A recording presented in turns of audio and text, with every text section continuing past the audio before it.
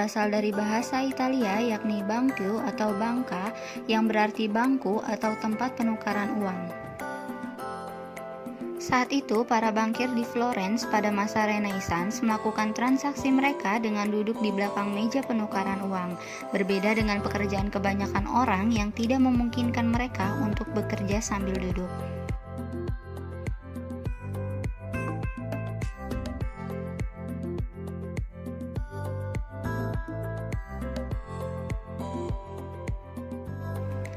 Lalu seiring dengan perkembangan perdagangan dunia, maka perkembangan perbankan pun semakin pesat, karena perkembangan dunia perbankan tidak terlepas dari perkembangan perdagangan yang terjadi.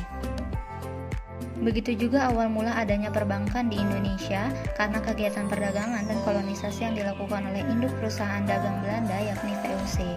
Untuk mempermudah aktivitas perdagangan VOC di Nusantara saat itu, didirikanlah De Bank van Lening tepatnya pada tanggal 20 Agustus 1746.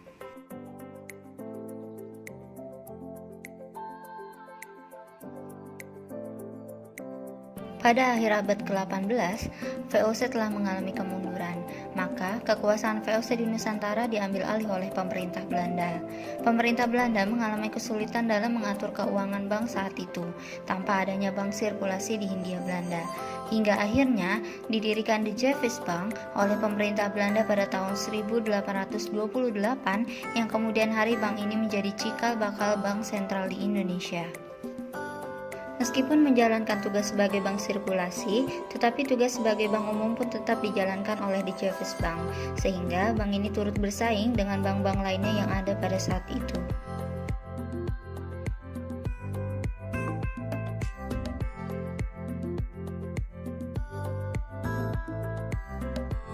Pada masa Perang Dunia Kedua, Jepang mulai berhasil menguasai Asia Pasifik dan juga berhasil menguasai Indonesia di tahun 1942. Berbagai bank asing di Indonesia dilikuidasi oleh Jepang dan Nanpo Kaihatsu Ginko menjadi bank sirkulasi pemerintahan Jepang menggantikan The Jeffes Bank milik Belanda.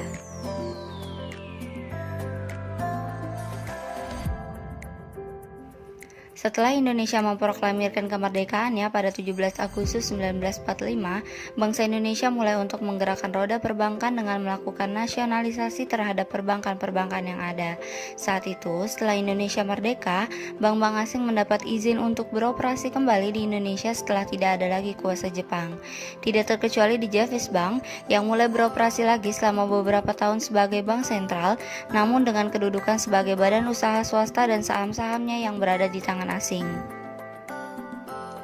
Mengingat hal itu, maka dilakukanlah nasionalisasi di Jeffes Bank. Menasionalisasikan di Jeffes Bank juga dilakukan dengan pembelian saham-sahamnya. Setelah melalui tarik ulur yang panjang dalam proses pembelian saham-saham, pada akhirnya di tanggal 15 Desember 1951, saham The Jeffes Bank dapat dibeli secara keseluruhan, dan pemerintah Indonesia mengumumkan kepemilikan The Jeffes Bank yang telah menjadi bank milik negara.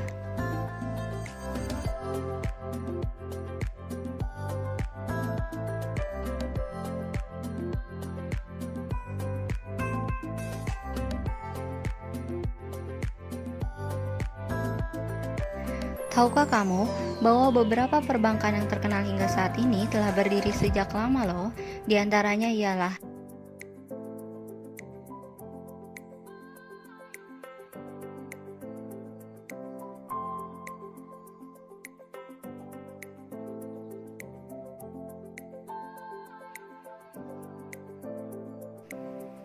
Tentu masih banyak bank lainnya yang beroperasi di Indonesia saat ini. Menurut data OJK per Maret 2020, jumlah bank Indonesia mencapai 96 buah bank loh. Hal itu membuat Indonesia menjadi negara dengan jumlah bank terbanyak.